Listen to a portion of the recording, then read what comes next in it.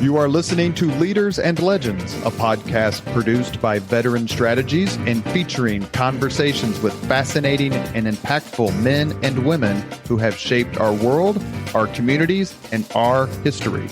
My name is Robert Vane, Principal of Veteran Strategies, and your host for our discussion.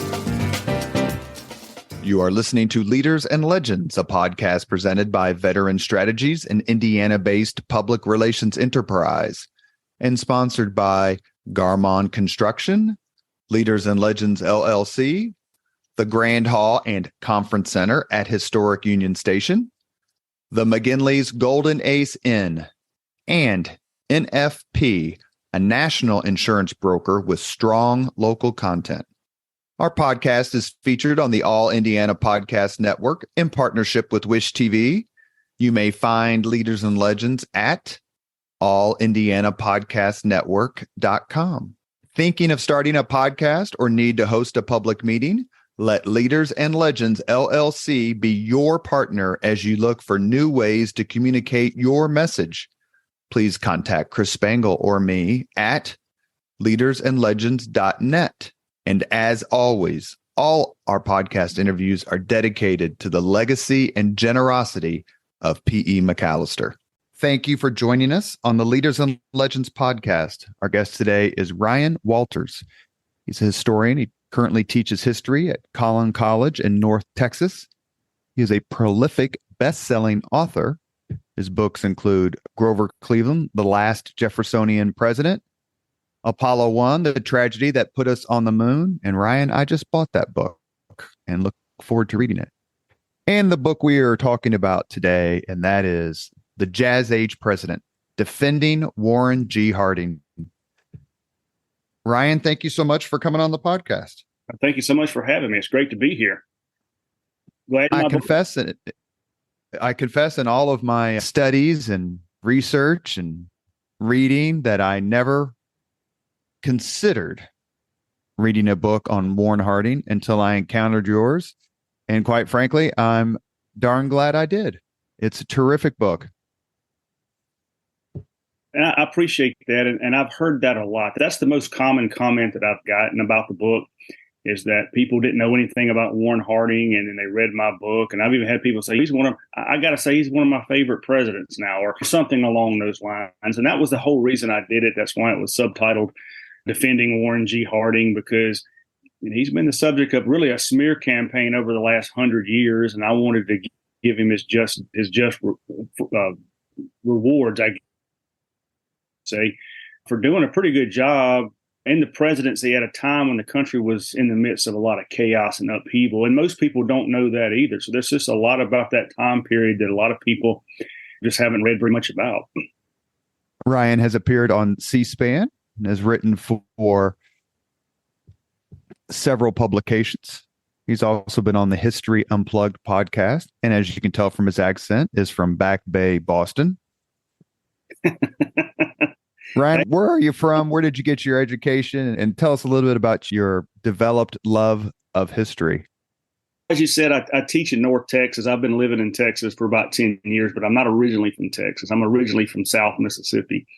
And I went to the University of Southern Mississippi down in Hattiesburg, if anybody knows where that is. And when I tell people that, they'll say, didn't Brett Favre go there? And I say, yeah, there's our claim to fame. So I moved to Texas about 10 years ago, and I've been teaching here and doing a lot of my writing here, and I plan on staying right here in the Lone Star State. So that's pretty much it. And I'm a historian, and all I do is teach and write, and I have a lot of projects in the future. So I'm going to continue on doing what I do. What's the first historical event, like big event, you can remember?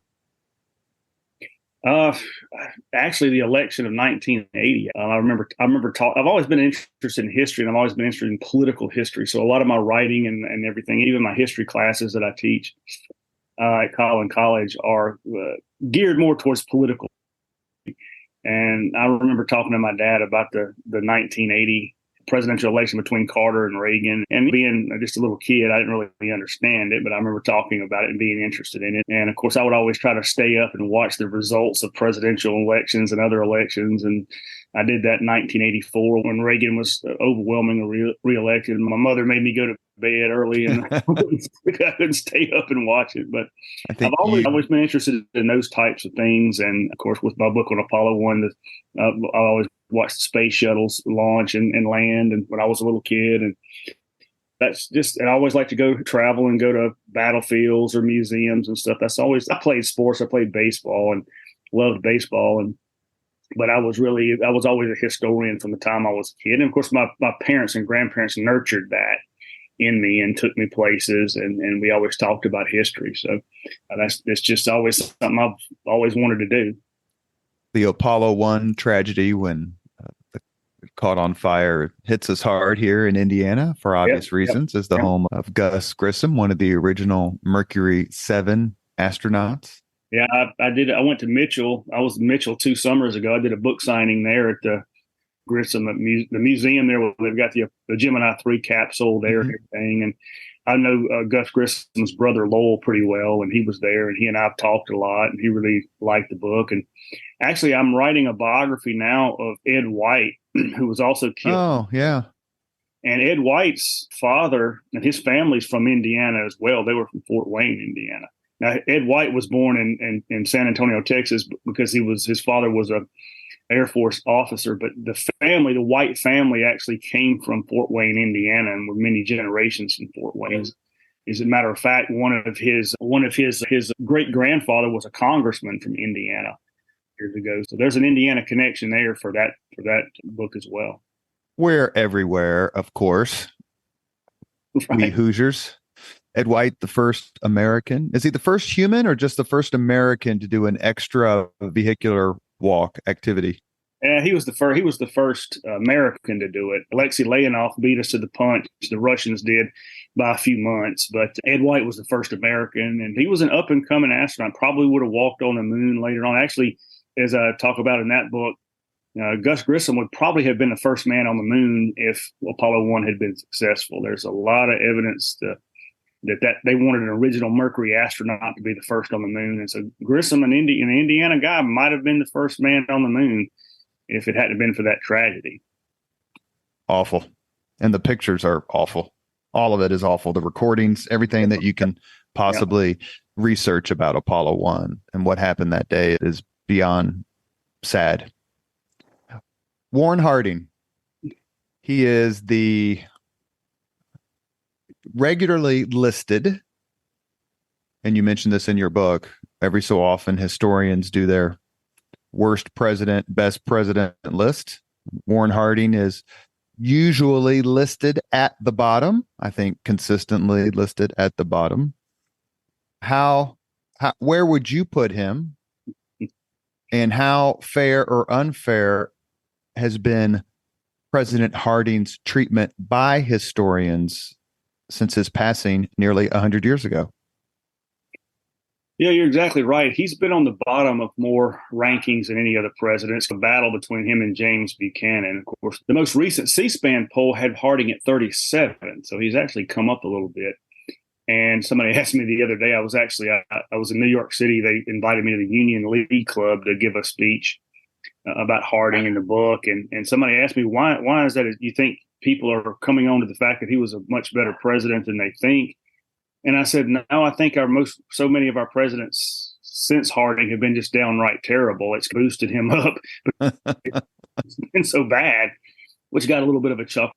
And I hope with my book and some others out there that maybe he can come up a little bit because he has been on the bottom. Now I will concede this. I like Warren Harding. He'd be in my personal top 5 because he's just the type of president that I agree with in a lot of ways, not just his policy, but the way he conducted himself in the presidency administratively, the way he viewed the office, I think is more consistent with what the founding fathers had in mind. Now, I will concede he's not going to be on Mount Rushmore no matter what we do for his reputation, but I don't think he deserves to be in the bottom. But even at 37th, has him in the bottom 10, which is considered a failed presidency. And when you look at what he accomplished in a little less than 900 days in office, because he passed away, he's got a pretty phenomenal record. And when you consider the fact that the country was in bad shape, and that's one thing historians deny him, and I've given several speeches over the last year or so, putting Harding in the proper context. When you look at the events in 1919 and 1920 and the violence and the upheaval and the chaos and the economic depression and all the things that had hit the country, and even Woodrow Wilson's own people said this country's in a mess, and it wasn't a mess. And Harding got a lot of that straightened out, and we get to the Roaring '20s and all the fun things that happened in the Roaring '20s economically and other things. So he just doesn't get a lot of credit. And historians, and it's not that they don't know the sources, they do. A lot of them just choose to ignore good, solid primary sources that are out there. So much of what's said about Harding is it's just been repeated over the last 100 years since his death. And so much of it's myth. There's no basis for any of it. A lot of it's political attacks from when he was in office, and people just run with him over 100 years, and they just don't even cite any sources anymore to try to back up their claims, because there's not any sources. And sources that refute what they think about Harding, they don't use, they just simply ignore. So you can call me a historical revisionist all you want to, but my position is, who's the real revisionist here? Somebody like me that uses all the sources to tell the true story, or somebody that ignores sources to slant it? I don't care about their label. Try to get to the real truth with good, solid primary sources, which is what a historian is supposed to do. Presidents tend to go up and down. The core, maybe 5 or 6, never change on the list. Lincoln, Washington, Jefferson, Roosevelt, they're almost always the top 5, one way or the other. But along with Harding, Ulysses S. Grant's presidential terms have gotten a recent reappraisal up, while at the same time, former much touted, much heralded presidents like Andrew Jackson and Woodrow Wilson have seen their reputations suffer. As a historian, is it important to you, or important to the discipline, to always look and reevaluate people and their impact and how much they did and how they did it for Americans, for United States history? I think you have to be careful with that. Obviously, and again, people hate the term historical revisionist. It's become like a smear word for historians to label somebody a revisionist. It ranks up there with conspiracy theory and theorist, or probably now insurrection. You don't want to get labeled any of that. And I don't understand that. I've always viewed it more like science. Science is always changing. There's nothing settled about science. If science was settled, we'd still believe the earth was the center of the universe. Things are always changing. But you have to be careful with it, because if you're not careful, you'll get into what we call presentism, like the present tense, presentism. And you're using modern day beliefs to judge past generations. And I try to tell my students this all the time in class, is that people 200 years ago or 100 years ago didn't think like you think today. And you know what? 100 years from now, they're not going to think like we think. And 100 or 200 years from now, they're going to look back at us and say, my, what a bunch of crazy people those people were. So would you like to be judged that way? So I think you have to be careful not to get into presentism and try to judge past generations, because you have to put things in their context and look at it from that standpoint. And that gets emotional, and that gets a little more difficult sometimes and causes a lot of arguments. And historians, we argue about it all the time. But I try to put things in their context and take into account of the way of the time period that these people lived. You are listening to the Leaders and Legends podcast. Our guest today is Professor Ryan Walters. We were discussing his book, The Jazz Age President, Defending Warren G. Harding. So tell us a little bit about Harding. We go through his administration. How did he get to be president? Kind of what was his background?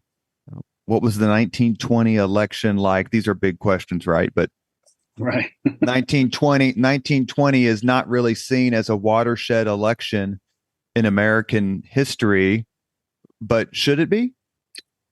I like to call it the Battle of Ohio, because it pitted Warren Harding, who was a U.S. Senator from Ohio, and the Democratic nominee was the governor of Ohio, James Cox.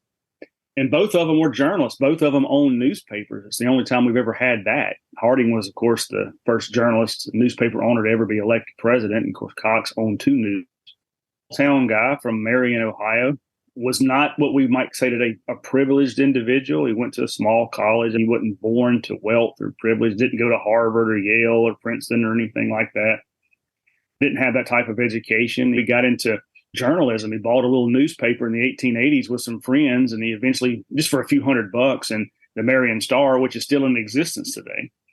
And he eventually bought those friends out after a few years. He owned the Marion Star until he was president, and he sold it for over $500,000, and that was in $1920, which would have been millions of dollars today. So he obviously had a pretty good head for newspaper and a pretty good head for business. It made him a pretty wealthy guy, lived very well. But he maintained those small town values. He wasn't an uppity guy. He didn't like to be called Senator Harding or Mr. President, particularly with his friends. People around town called him Warren, not Mr. Harding or anything like that. And that's the way he wanted it to be. He really exhibited small town America, not the values of the bigger cities. And he got into politics, served a couple of terms in the Ohio State Senate. He was a term as Ohio's lieutenant governor. He lost a bid for governorship in 1910, but he won the U.S. Senate seat that he held in 1914. So he was at the end of his first term, or what ended up being his only term in the U.S. Senate, when he got the nomination for president in 1920, which is a whole interesting story, because if you read a lot of these books on Harding or about the time period, they're going to say that Harding was selected in a smoke-filled room in a hotel room in Chicago by this group of senators who thought he would be very pliable and they could lead him and he would do whatever they wanted to do. And I go into some of that in the book about how presidents were nominated in those days. It's an interesting process that has changed over time from the days of Washington and Jefferson until we get to the national conventions in the beginning in the 1830s. And the primaries had begun in the early 1920s, but there was only a handful of primaries. And you won very few delegates in those primaries. And people ran in those primaries to demonstrate that they could raise money and they could get votes. And Harding ran in the primaries. Of course, he won the Ohio primary, so he would, but he lost the rest of them badly. But he was at the convention. The problem was you had a couple of leading candidates, and they didn't believe either one could get the nomination. And the last thing you want is a party, particularly the Republican Party, because the Democrats were in power, the country was in a mess. The Republicans knew they were probably a shoe-in election, but the last thing you want is a brokered convention and a bunch of fights that go on for days and days. And so they wanted to try to get somebody that the convention would accept. And so, there was meetings in hotel rooms, and I've got some accounts from people who were there with what exactly happened. And Harding, it's not like they just reached in and said, well, what about Harding? He's a weakling and we can lead him around. Harding was a very well-known Republican. He had been the chairman of a past GOP convention. He had given major speeches. He was well respected in the party. He was on the Senate Foreign Relations Committee. He worked alongside Henry Cabot Lodge, stopping the U.S. entry into the League of Nations. So he was very well known and very popular within the party, and that's why they talked about him. Matter of fact, Theodore Roosevelt had planned to run for president in but he died in 1919. And I found some letters between Harding, and apparently Roosevelt was considering Harding as a running mate if he got the nomination in 1920 had he lived. So this is not somebody that was just some obscure guy that they reached and got because he'd do what they say. That's not true at all. As I say, that's the way most nominations were done in those days. And of course, the convention had to approve whoever the nominee was. And so you did a lot of campaigning at the convention, going to delegates, going to the state delegations, hey, what about Harding? Would you consider Harding? So there's a lot of campaigning, just like you see out on the campaign trail, but it was done inside the convention hall. And that had gone on for decades. So it's not any different than anyone else. They just use it as a way to smear Harding. Yeah, Lincoln wasn't exactly nominated in the light of day. Exactly. You look at a lot of these guys, particularly in that time period from Lincoln throughout the Gilded Age, and they would say that, and a lot of them did say that. Look, there was a lot of deals cut to get the nomination. A lot of people did a lot of shady things. I think Lincoln had said, they bought and sold me all night long. I couldn't even name my own cabinet. In other words, all the favors and things that they had promised to get delegations. And that's one of the reasons why they continued to bring out the primaries, and now the primaries are because they were are the way to do it because they were trying to get out of that more corrupt system and let the people of the party pick their own nominees, which is a nice concept, I think. 1920, Warren Harding was well known in certain circles, was not a name per se nationally. Is that a fair statement? That's a fair statement. Like I said, he was very well known in the Republican Party and Republican circles. Hard to know this before the age of polling, so we really don't exactly. But again, Republicans knew who he was. Like I said, he'd been the chair of the previous convention. In 1912, he'd given the keynote address at William Howard Taft for the presidency. Mm-hmm. So he had, and again, Foreign Relations Committee, when they were beginning debate on the League of Nations to stop it, Henry Cabot Lodge, who chaired the Foreign Relations Committee, gave Harding the opening speech on the Senate floor to stop that U.S. entry in the League of Nations. That's a pretty big plum to hand him the lead speech. And so people that were in the know and read newspapers and that kind of thing, and a lot of people would read the speeches and things that were going on a lot more than they do now.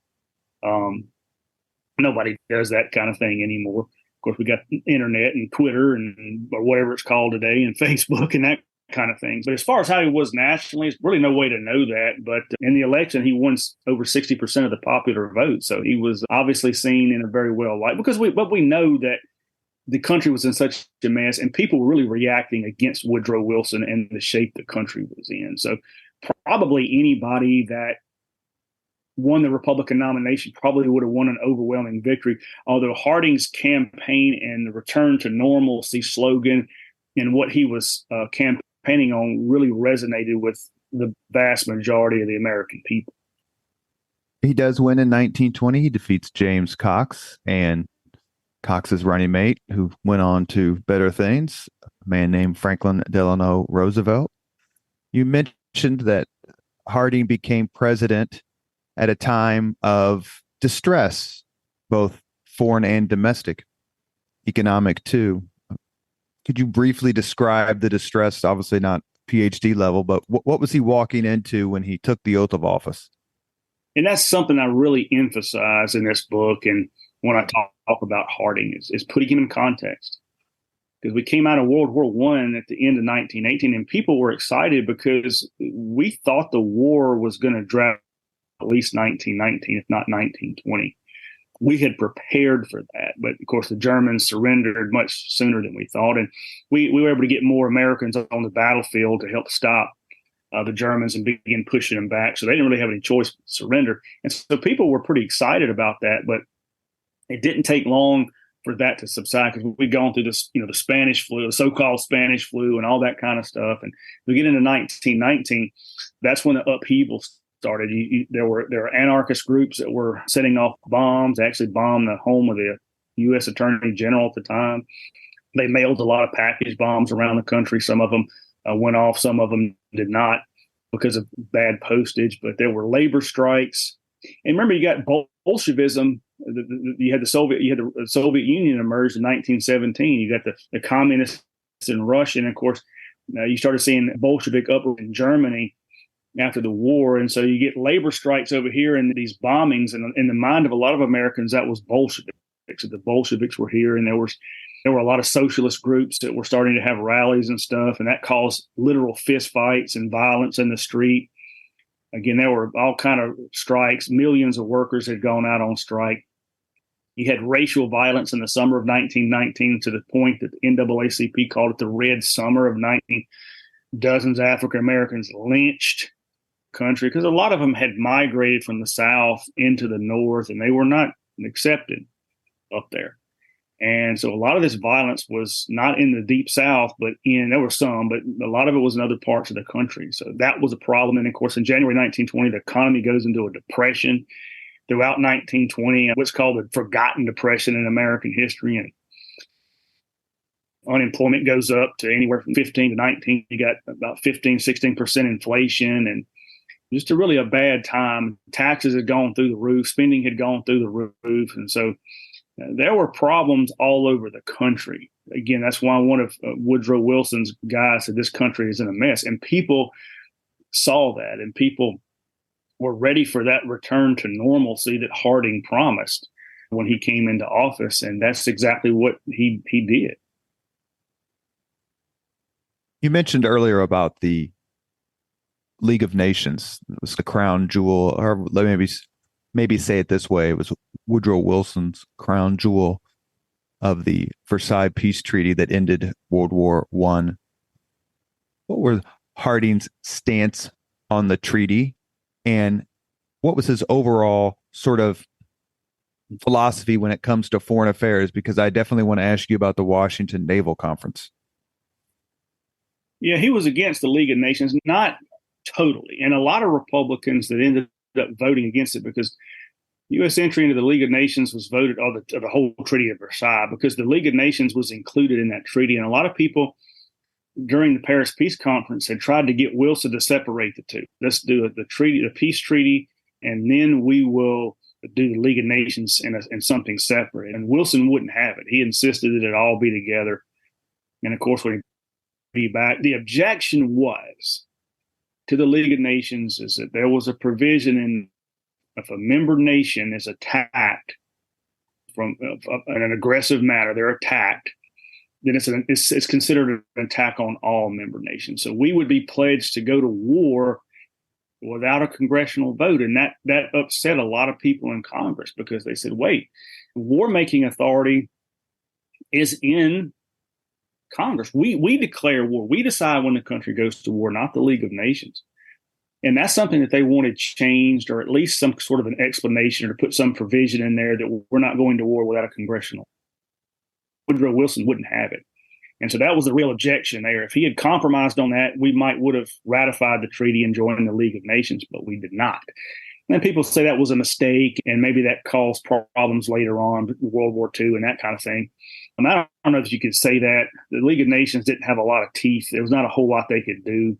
When Japan started their rampage in the 1930s, the League of Nations condemned them for their invasion of Manchuria and later China proper. But their solution to that was to simply leave the League of Nations, to walk out. They just said, we're no longer a member, so y'all do whatever you want. There was nothing anybody could do to really stop them. So Harding kept that same philosophy. Now, he'd supported the war. He'd voted to declare war on Germany, like most every senator did. But he was a non-interventionist. He didn't want to see that happen again. He did not want to see another European war or get us entangled in that. His foreign policy throughout his presidency was to begin to untangle us from the concerns of Europe and the rest of the world. We get an agreement to formally end the war because we hadn't ratified the treaty. So hostilities were actually still ongoing with us in Germany. So we get an agreement to bring the war to an end. He withdrew our troops from the Rhineland. We had troops patrolling the Rhineland region between France and Germany. He began the process of withdrawing troops from the Caribbean. We had a lot of troops down there, and we'd occupied the whole island of Cuba. And part of that was because we didn't want the Germans to seize any of that for submarine bases and that kind of thing. But Wilson had really poisoned relations with Mexico and a lot of countries in Latin America, and Harding went to work particularly with Mexico, because we had severed different diplomatic relations with them. We were no longer had a diplomatic relationship with Mexico. So he began to reach out to the president of Mexico and repaired those relations. And soon after Harding died, those diplomatic relations were restored between the United States and Mexico. And the Mexican president was very thankful of Harding. He announced that because he hated Wilson because of the Pancho Villa raids and all that kind of stuff. And we had been down in Mexico, and called Wilson the most terrible enemy of Mexico. But he hailed Harding's election as a day of deliverance. And they exchanged a lot of really warm personal letters that I've got in the book. And so Harding did a lot of good. And I think that's owing to his personality. He just had that type of personality. He's a very personable guy, very likable guy, sit down and talk to anybody. He was not a haughty, aristocratic, intellectual guy like Woodrow Wilson, who tended to rub people the wrong way. Harding liked to get along with everybody. And that's the way he ran his foreign policy, and it was very successful. And I would love to have seen what could have happened in 8 years in office. I think there would have been a lot of good things that would have happened. Let's talk about the Washington Naval Conference for just a minute. It really was as good a faith effort to slow the growth and destructive power of warfare as anything up until its time. And the fact that Harding was president of it, was president when it happened, really, I think it comes out in your book that the conference itself, he would never claim credit for it. But at the same time, is it fair to say that at least from the American side in the approach, that the conference, the foundation of the conference, found its birth in Harding's sort of philosophy about war and foreign policy? Absolutely. Yeah, it was actually not his idea. There were others that had come up with it. Senator Borah from Idaho was one. Of course, Harding's the one that called it and got it going. Of course, he had a very good Secretary of State, Charles Evans Hughes. And Hughes was a very able man, a very good Secretary of State. And Harding was the type of president who didn't micromanage and have his hands all over everything. He appointed people to office, and he was very good at delegating authority and letting Hughes, for example, run the State Department and foreign policies. But the conference was called. Harding gave the opening address, but then he pretty much let Hughes handle the conference. And it lasted for several months. And you have to really put that in context as well. Look at the war that had just been fought, World War I, the Great War, they called it, which had killed 17 million people. Hadn't seen anything like it, particularly in Europe. The wars before that were just small affairs that lasted a few weeks. And that's what they thought World War I would be. But, of course, ended up being this catastrophic conflict. And they didn't want to see that again. And the naval weapons, those were the most feared weapons of the day. This is no event of air power. We started seeing a little bit of that in the war, but not to the degree we'd see it later. And, of course, the naval race between Britain and Germany was seen as a reason for the outbreak of hostility. So they thought we could limit those weapons. And this was the first disarmament conference the United States had ever participated in. There's really been nothing like that up until that point on a worldwide. And throughout the conference, they did that. They limited naval arsenals. Ours, we had to scrap a number of ships to get under the limit. The British did, the French, the Japanese did as well. But that's the big story of the Washington Naval Conference, sometimes called the Washington Disarmament Conference. But there are other stories as well that came out of it that most people don't realize. They banned poison gas on the battlefield, which I think was a good thing. Nobody wanted to see that again. And, of course, there was some treaties struck, particularly in the Pacific, between Japan and the great powers and people who had an interest in China and the Pacific. And one diplomatic historian said those treaties kept the peace in the Pacific for at least a decade.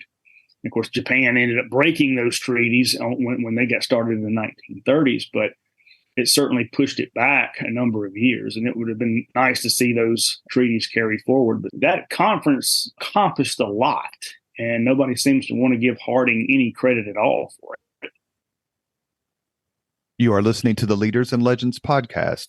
It's presented by Veteran Strategies, an Indiana-based public relations enterprise, and sponsored by Garmong Construction, Leaders and Legends LLC, the Grand Hall and Conference Center at Historic Union Station, the McGinley's Golden Ace Inn, and NFP, a national insurance broker with strong local content.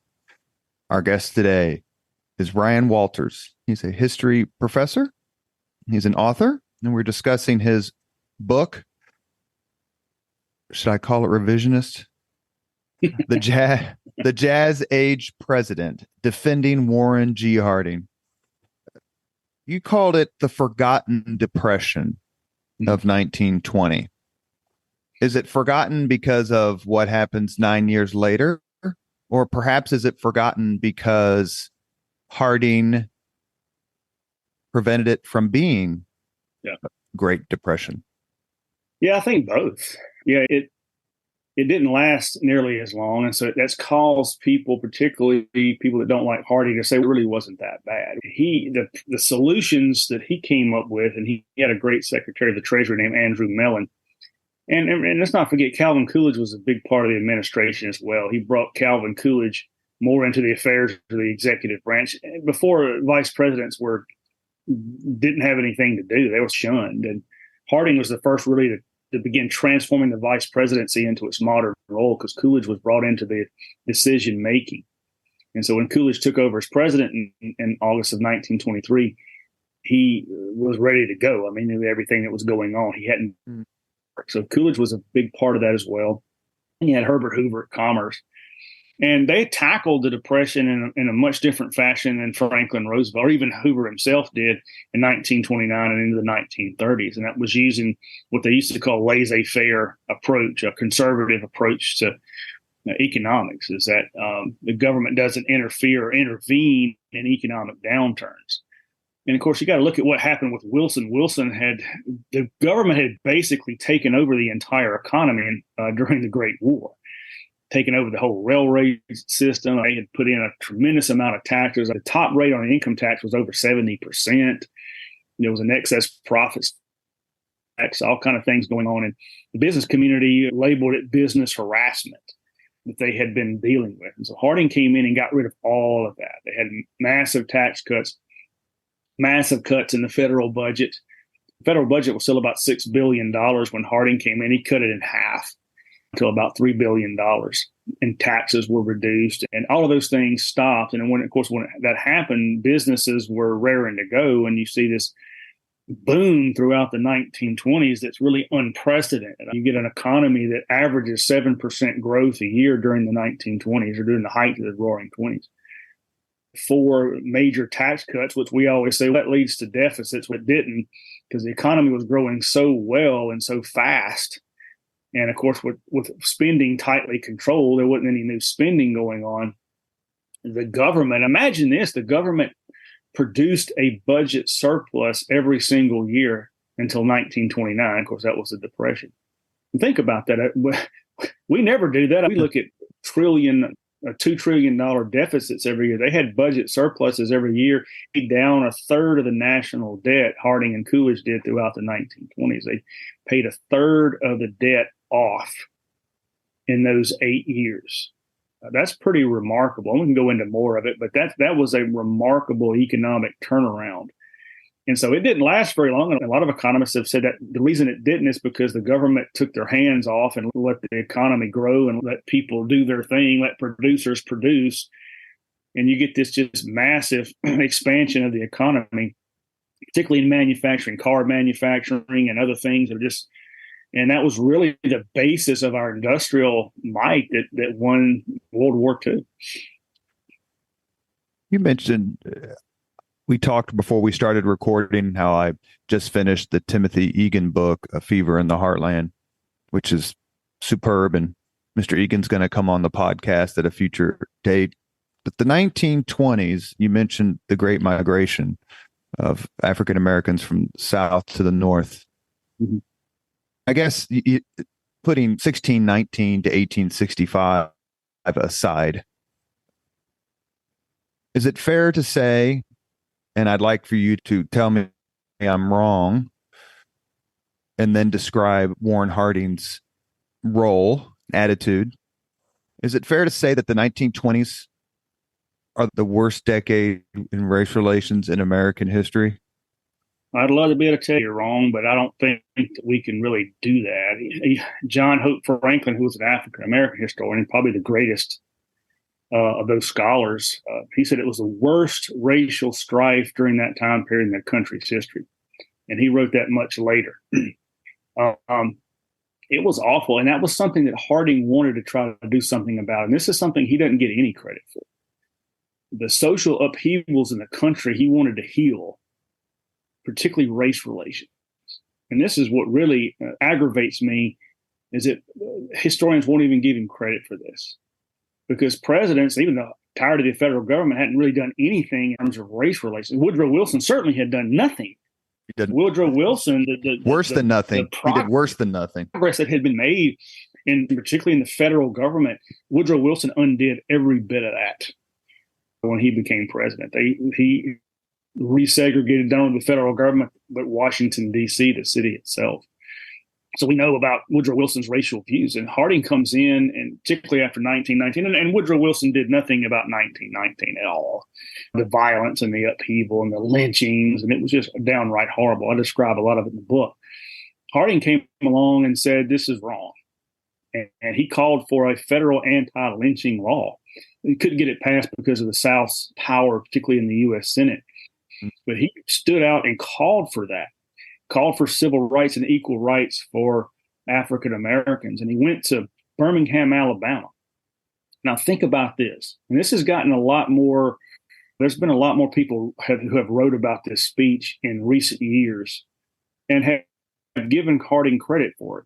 And that's his Birmingham speech. I mean, and think about it. Go into the heart of the old Confederacy, Birmingham, Alabama, heart of Dixie. Speak to a segregated audience and say, Black Americans equal rights in the country. They're equal citizens with everybody else. Now, you talk about a courageous act. No president had done anything like that. Particularly a Democrat wouldn't have dared go into the South. Woodrow Wilson, he didn't believe it. FDR might have believed it, but he didn't dare do it. He never stood up and said anything about it. And remember, Harding had to the South. Harding won the state of Tennessee. Right. He was the first Republican to win a Southern state since Reconstruction.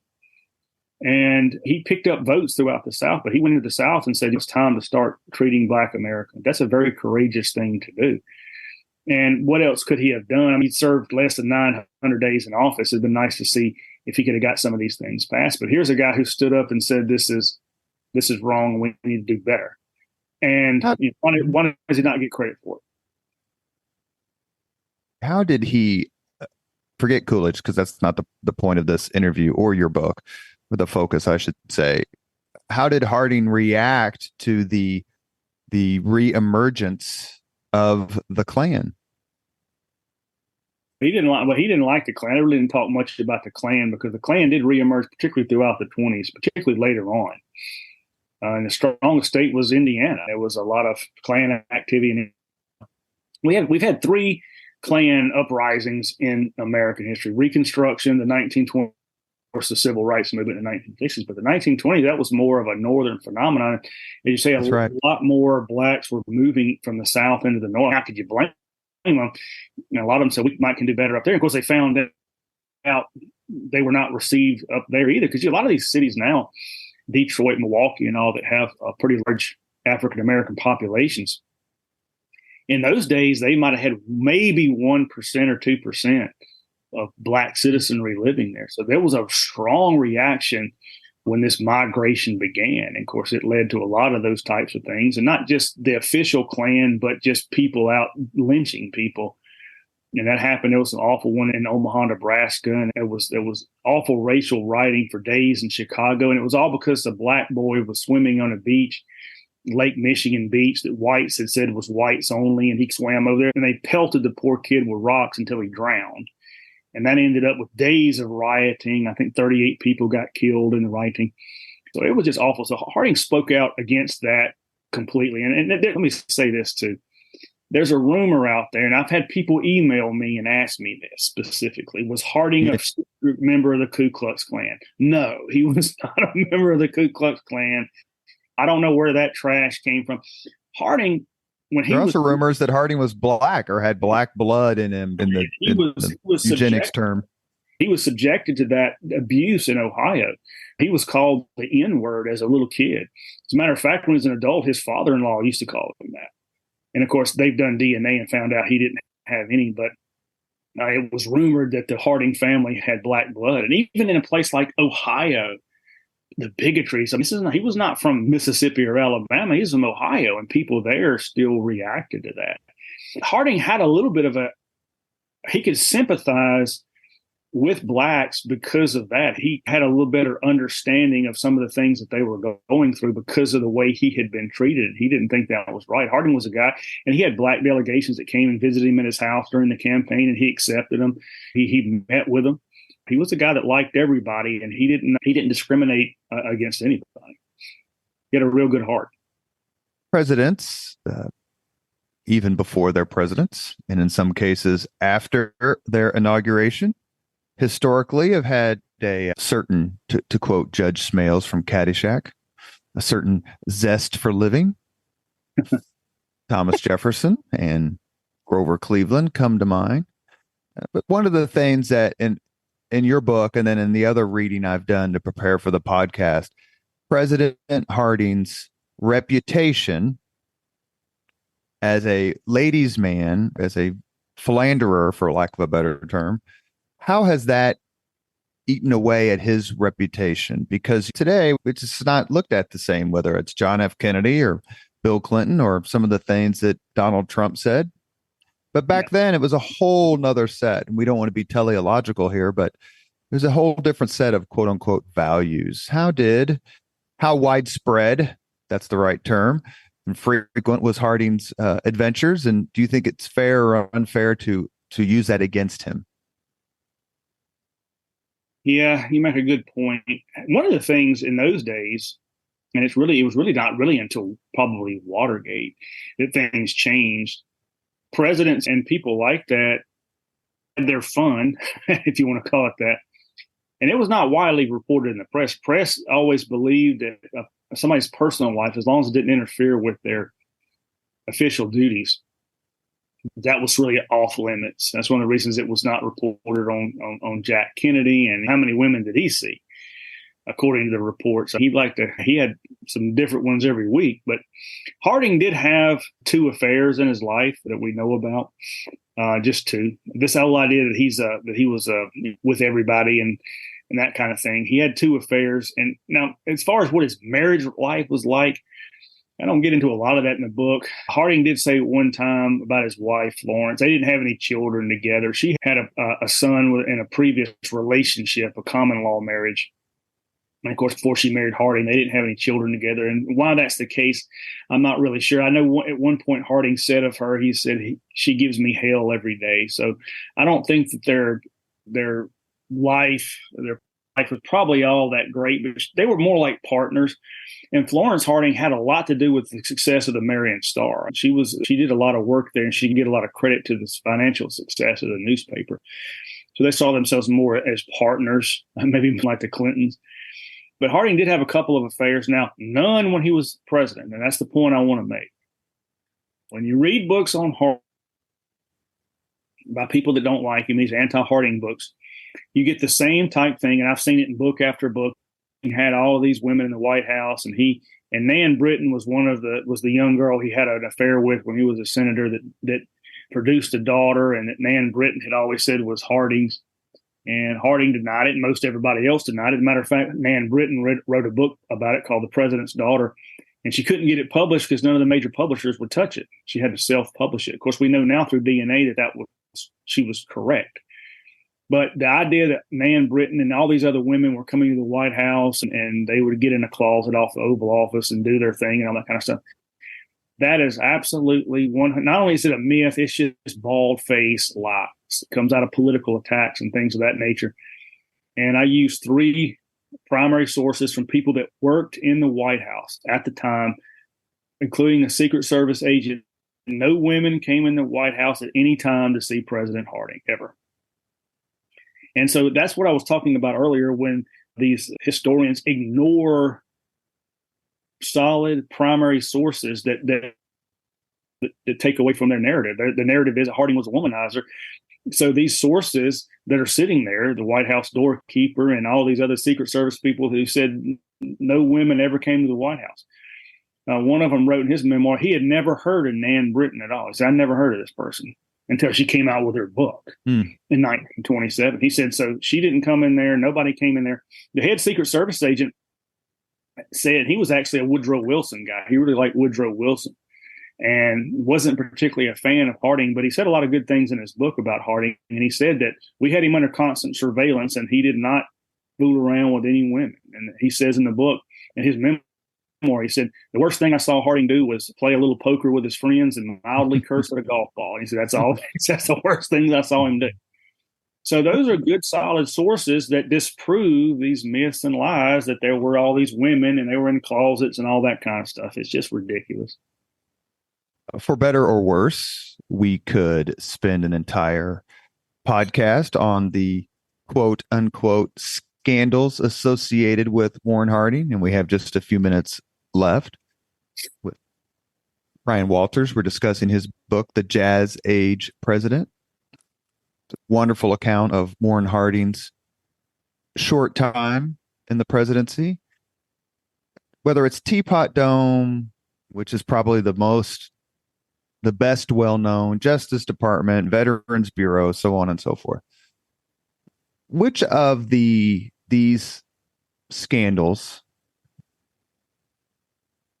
has done the greatest damage to Harding's reputation?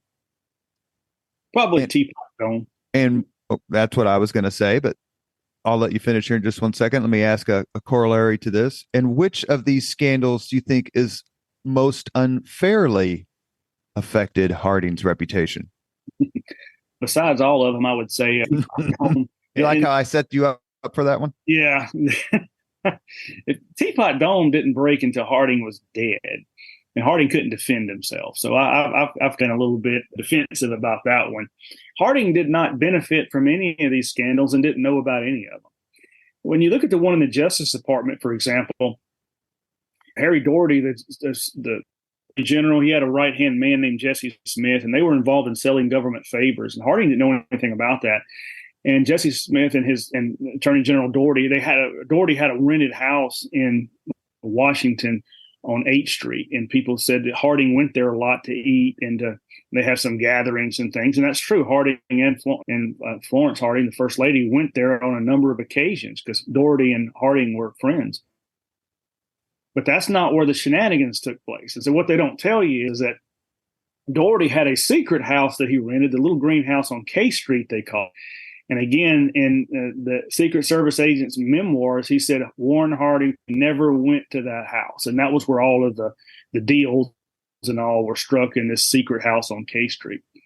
Again, it's just more of those kind of things that are used to smear him. This Ohio gang idea that all these people from Ohio, he had brought them all and they looted the Treasury. Daugherty and Jesse Smith were from Ohio, but nobody else was.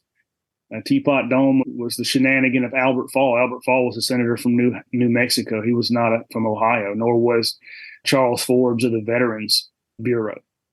This idea there's an Ohio gang looting the Treasury and doing all of these things is preposterous. And those are some more myths that I dealt with in the book. And again, Harding didn't benefit from any of these. In the two scandals that he had found out about, Veterans Bureau and the Justice Department, he did something about them. Charles Forbes was fired. Charles Forbes was prosecuted and went to prison. First cabinet?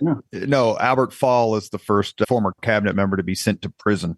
He went to prison too. Jesse Smith committed suicide before he was arrested. So the point is, Harding was doing something about these scandals. And of course, he couldn't do anything about Teapot Dome because he passed away. He died. Right. So I think when you look at what he was doing, he was trying to clean up the mess. And the man was really brokenhearted that his friends, people he trusted, appointed to office, had betrayed him like that. He really truly felt betrayal, as he should have. What's his famous quote? It's one that's repeated often about his friends. Yeah, exactly. It's not. He said he's not my enemies I have to worry about. It's my friends, my blankety blank friends that keep me walking the floors at night. And that's true. And these are examples of that. And obviously, he's not the only president to appoint friends or appoint people who he thinks will do a good job and they turn out to be crooks. The list goes up. Speaking of another podcast, that'd have to be a multi-parter. Harding dies under what the time were, and you just talk about this in your book. You mentioned it, like there was supposed to be all this nefarious activity around his death and all this scandal. And when I read your book, I really felt like the truth had come out. He was just in bad health under a tremendous strain, a lot of stress. He died, I think, is it August of 23? Yep, August the 2nd, 1920. We just passed the 100-year mark of that. And he had pneumonia earlier in the year. So He was a 50-some-year-old man who smoked, who drank, who had pneumonia, was under a lot of stress in the presidency.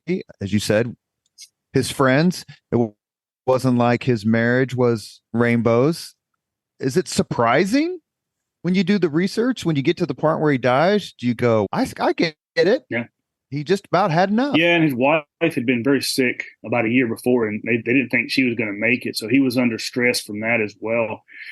And his wife, Florence, did not want him to run for president. She even said when he was, got the nomination and was probably going to be elected, she even told a friend, she said, I don't think he'll survive one term. And because of his heart, he had a bad heart and that kind of thing. Of course, his earlier lifestyle contributed to that. Yeah, and a lot of people believed, and I talk about this in the book, and even people that didn't really particularly like him, Alice Roosevelt Longworth, and people like that, wrote that they thought the betrayal of his friends had contributed to him, that he died of a broken heart. She said that. Even Calvin Coolidge wrote it in his memoirs, that he thought it was a great deal to do with it. Harding was really heartbroken when he found out about Teapot Dome on his voyage of understanding out west. They said his attitude and really his countenance changed when he found out about that on the trip. He was really not the same. Do you agree with them? Do you agree with your friend Alice Roosevelt? She didn't like Harding. She called him a slob, but she moved in Republican circles.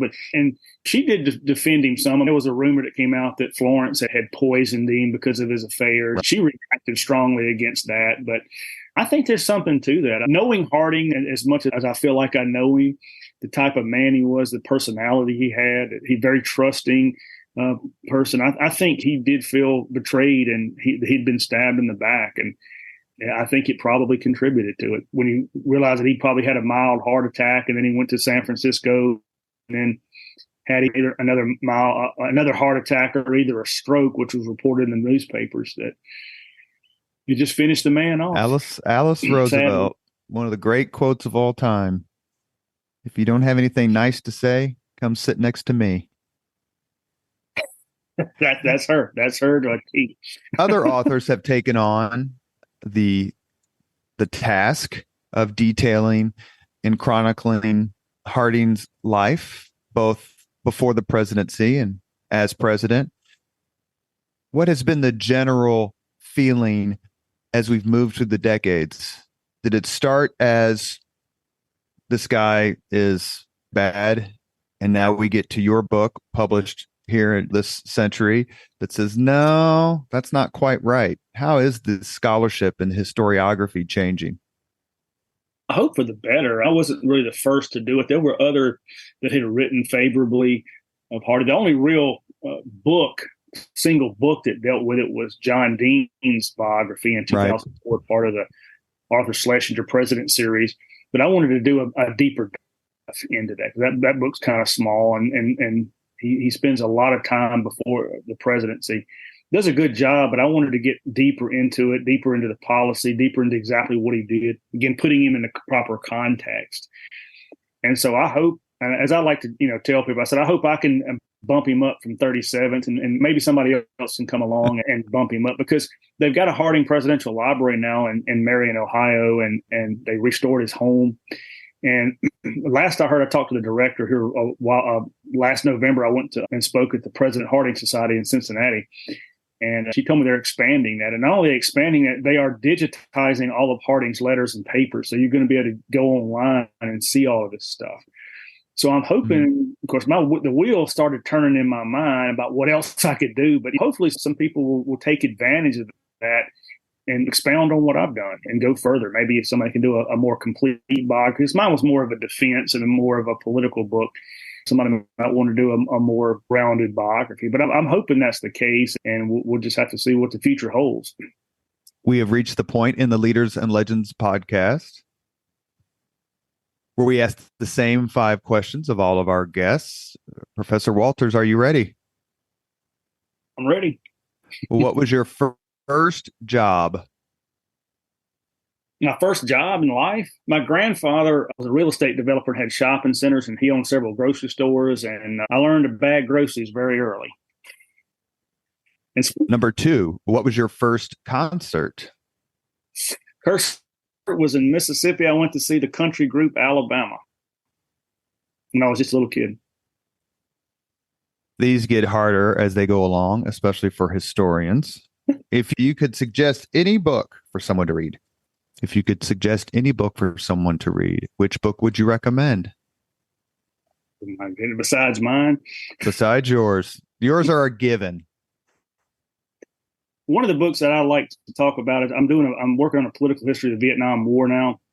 And a lot of people talk about Vietnam. There's one of my favorite books in the Vietnam War is called Fire in the Lake by Francis Fitzgerald, about how we didn't prevail in Vietnam because we didn't understand the culture and heritage and history of the Vietnamese people. And as someone who's been to Vietnam 5 times, I wholeheartedly concur with that. I'm reading a book right now about Lyndon Johnson in 1968. I just got to the Tet Offensive. I can remember the Vietnam War barely. I remember the fall of Saigon, but I need to know more about it. So when you get that book going, make sure that you reach out. I'd love to have you back on. No, I'm working away when I get to my Ed White biography. So Number 4, if you could witness any event in history, be there in person as it happens, which event would you choose? I'm a Jefferson fan. Gosh, that's like asking somebody, what's your favorite kid and which one would you get rid of? I told you it gets worse. Oh, gosh, I'd love to be at Independence Hall during the signing of the Declaration of Independence. That's one thing I would love to see. What about Jefferson sulking as everyone edited his draft of the Declaration of Independence? Yeah, that's one of the things I was thinking about. John Adams series. He's sitting over there in the chair as they're like marking through the stuff. He's like, somebody said one time he was like being cut with a knife every time they write something out. I think of that every time I write an op-ed for a client or a speech and it comes back and it's significantly different. I'm like, well, I guess if Thomas can deal with it, so can I. Last question. If you could have dinner with anyone living today, 2 hours off the record just to chat, whom would you choose? Oh, God. Who would I choose today? Living today. Oh, man, your students don't care how tough my questions are. Man, you got some tough ones. You got some absolute tough ones. Because I got this shirt I wear to class. Sometimes it's a T-shirt, and it says, "History buff. I would like you better if you were dead." That's the thing. A big part of my Vietnam research is, and I've actually I poured through a lot of Pat Buchanan's stuff. I'd probably sit down with Pat Buchanan. I'm going to try to get a hold of Pat Buchanan and see if I can sit down with him about what was really going on in the Nixon White House from Vietnam. His 2 books on Nixon, The Greatest Comeback and Nixon's White House Wars, are absolutely amazing. They're great history. Whatever you think about Buchanan's political views, which isn't important at this moment, his writing style is so enthralling. Yeah, I would recommend those books, those 2, to anybody. I've read them, and they're sitting right here. And somebody just published a book just recently on all the memos he wrote. I hadn't bought it yet, but it's on Amazon. It's all the memos he wrote when he worked as an aide to Nixon in the White House. He wrote a lot of memos, right. So I'm going to order that. So that ought to be some really interesting reading. You have been listening to Leaders and Legends, a podcast presented by Veteran Strategies, an Indiana-based public relations enterprise, and sponsored by Garmond Construction, Leaders and Legends LLC, the Grand Hall and Conference Center at Historic Union Station, the McGinley's Golden Ace Inn, and NFP, a national insurance broker with strong local content. As always, all our podcast interviews are dedicated to the legacy and generosity of P.E. McAllister, born during the Woodrow Wilson administration. Our guest today is Ryan Walters. He's an historian. He teaches American history, and he has written a book, The Jazz Age President, Defending Warren G. Harding. If you think that he defended the indefensible, then read the book, because that's not what I got out of it. What I got out of it is a man who was unfairly maligned, both by history and his contemporaries. It's a terrific book. Ryan, thank you so much for coming on the Leaders and Legends podcast. Thank you so much. It's been a lot of fun. I really appreciate you having me. Thank you very much for listening to Leaders and Legends, brought to you by Veteran Strategies Incorporated.